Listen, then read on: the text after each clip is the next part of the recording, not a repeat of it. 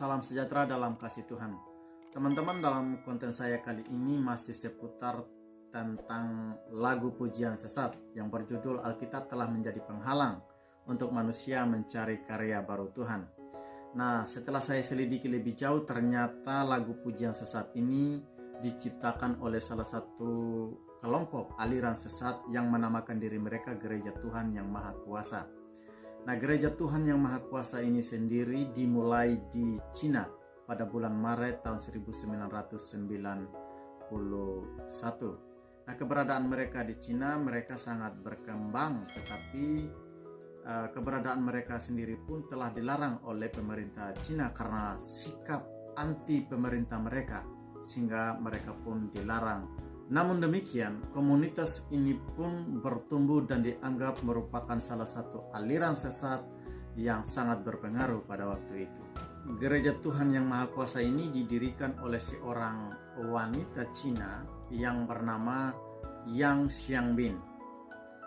Dan wanita Cina ini dijuluki sebagai kilat dari timur.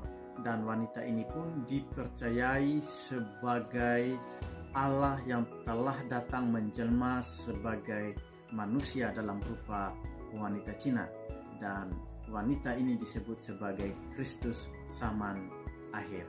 Nah, wanita ini sendiri pun memiliki kekasih yang bernama Shao Weishan.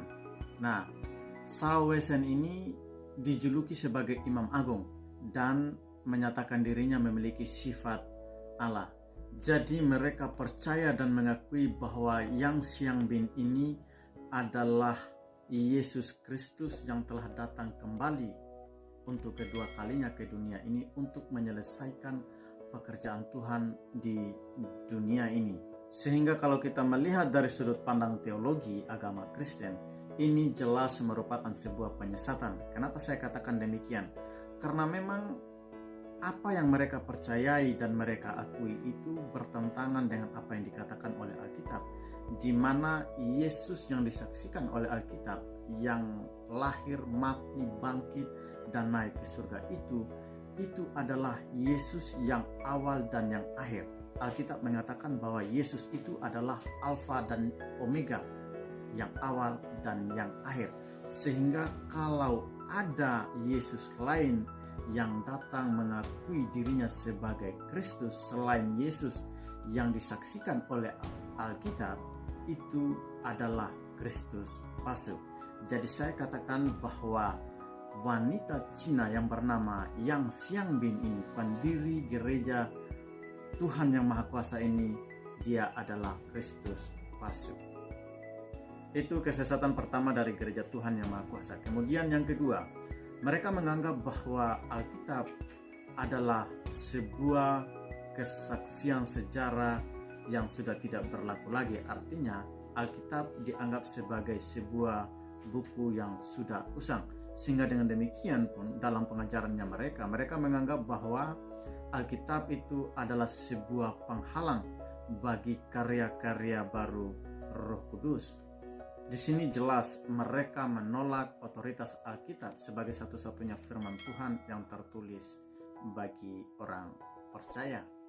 Ketika mereka mengatakan bahwa Alkitab adalah sebuah buku usang, di sini jelas-jelas menunjukkan kebodohan dari umat Gereja Tuhan Yang Maha Kuasa, bahwa mereka sesungguhnya tidak memahami bahwa iman itu timbul dari pendengaran, dan pendengaran akan firman Tuhan. Jadi bagaimana mungkin mereka mengatakan bahwa Alkitab itu adalah sebuah buku usang? Bagaimana mungkin mereka mengatakan bahwa Alkitab itu adalah penghalang bagi karya-karya baru Tuhan? Ini adalah sebuah kebodohan dari Gereja Tuhan Yang Maha Kuasa yang membuat mereka tersesat di dalam pemikirannya mereka. Nah, kemudian yang ketiga, kesesatan dari Gereja Tuhan Yang Maha Kuasa ini, mereka tidak mempercayai tentang ajaran Tritunggal karena mereka menganggap bahwa ajaran Tritunggal itu hanyalah sebuah gagasan manusia. Nah, memang benar bahwa Tritunggal, kata Tritunggal tidak ada tertulis dan tidak disebutkan di dalam Alkitab. Tetapi dalam firman Tuhan itu banyak sekali dijelaskan tentang keberadaan Allah Tritunggal.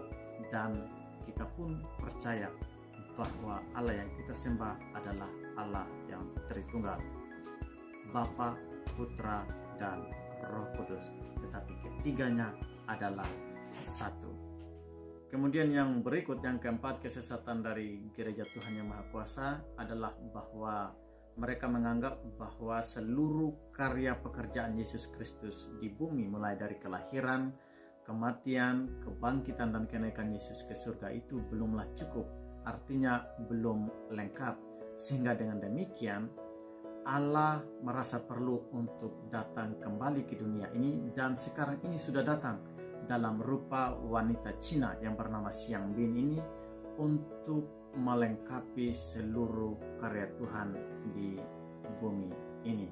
Lagi-lagi ini merupakan sebuah penyesatan yang sangat-sangat luar biasa dari gereja Tuhan Yang Maha Kuasa. Apa yang dikatakan oleh Alkitab itu sudah sempurna. Seluruh karya pekerjaan Yesus Kristus di bumi ini sudah selesai dengan sempurna. Jadi kalau ada yang mengatakan bahwa pekerjaan Yesus itu belum lengkap dan belum sempurna seperti yang dikatakan oleh gereja Tuhan Yang Maha Kuasa, ini merupakan sebuah penyesatan bagi orang-orang percaya. Kemudian kesesatan berikut yang diajarkan oleh gereja Tuhan Yang Maha Kuasa, bahwa semua gereja di dunia ini telah kehilangan kuasa Roh Kudus kecuali gereja Tuhan Yang Maha Kuasa yang masih ada kuasa Roh Kudus. Ini jelas-jelas sebuah penyesatan yang dilakukan oleh gereja Tuhan Yang Maha Kuasa. Roh Kudus itu tidak pernah dibatasi oleh apapun.